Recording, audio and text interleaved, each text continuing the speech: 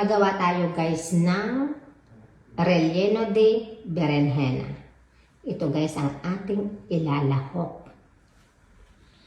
Bawang ahos, sibuyas, keso, yayadyarin natin mamaya, aralyado, karne picada. Ito guys yung laman ng talong ng berenjena. Ginawa na natin picada. Hiniwa natin ang maliliit. At ito ang talukap ng talong. Diyan natin ilalagay ang gagawin nating relleno. Leche desnatada, harina, aceite, sal, y pimienta. Okay guys, umpisahan natin gawin ang relleno de berenjena. Matagal ko na itong hindi nagagawa kasi lagi nang walang tao. Pero ngayon ay may darating. Kaya, this is our lunch today. Maglagay tayo ng aceite o mantika, olive oil. Lagay natin ang bawang. Igisa natin guys. Ayan.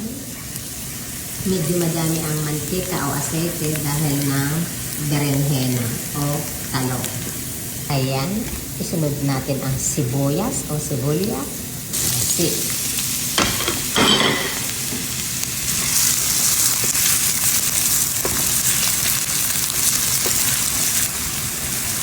Sunod natin guys ang karne picada o giniling. Ayan. Gigisa natin mabuti.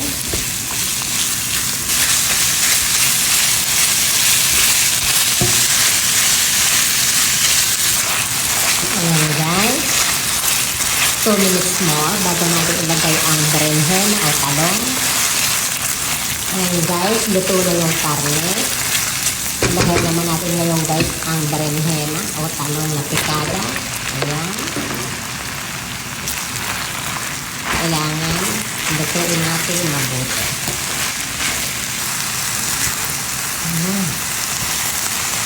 Ayan guys. Malapit ng maluto. Timplahan natin ngayon guys na mga sangkap. Yan natin ang sal o asin. Asin.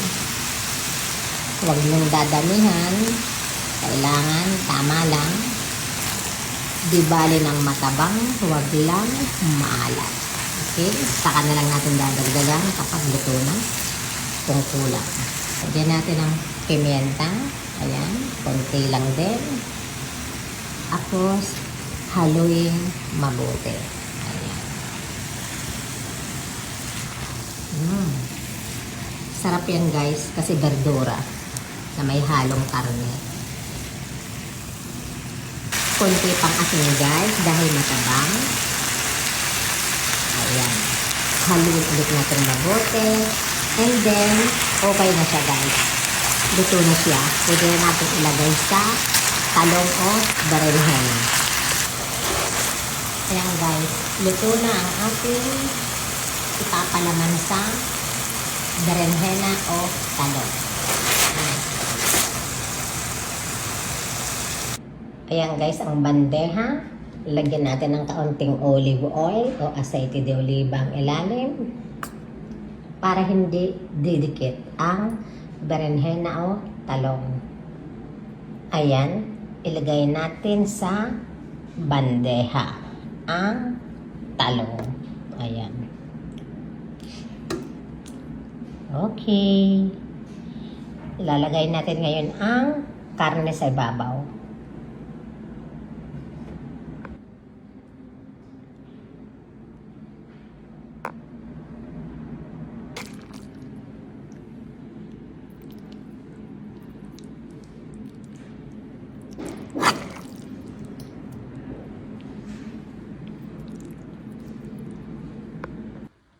Ayan guys, nailagay na natin lahat sa talong, sa talukap ng talong, sa balat ng talong, ang karne.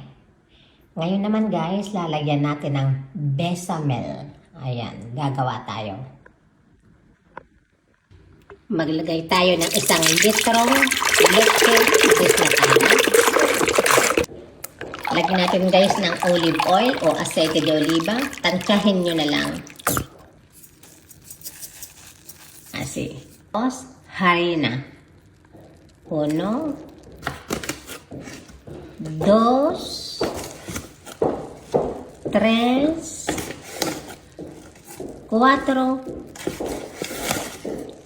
5, 6. Ayan, 12 minutos. 90 calor, heat, and then 4 velocidad hasta 6. Magyad-yad tayo ng keso para ilalagay natin sa ibabaw mamaya.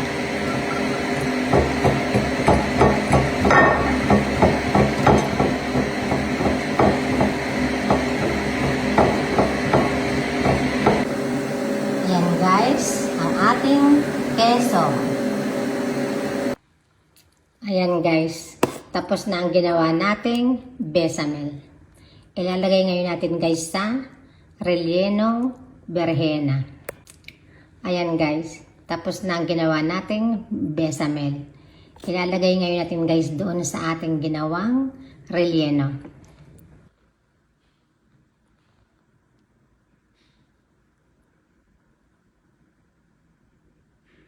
Ayan guys, kailangan i-cover natin. Ayan guys, nalagyan na natin ng bechamel, ng salsa sa ibabaw. Ayan.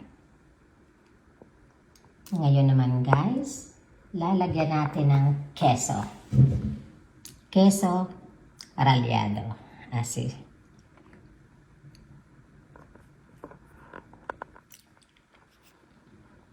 Ayan, kailangan cover siya. Okay guys, tapos na natin gawin ang ating berenjena o talong relleno. Ayan. Ilalagay na lang natin guys sa oven para i-gratinar. Luto na kasi yan guys. Ang lulutuin na lang natin is ang ibabaw. O, diba? Medyo matrabaho guys.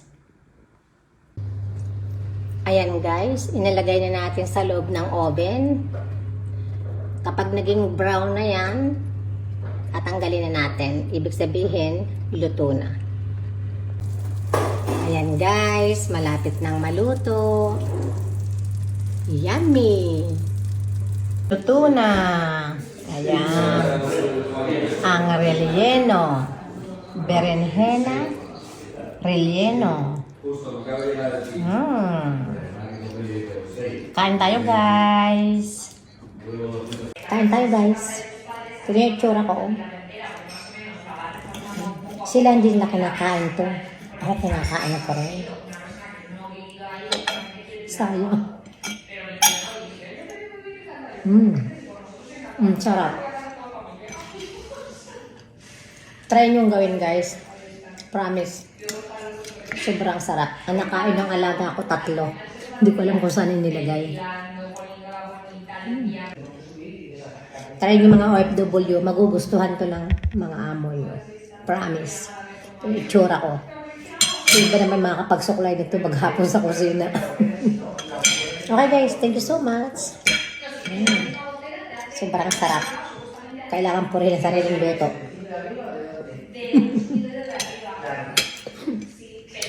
Love you all.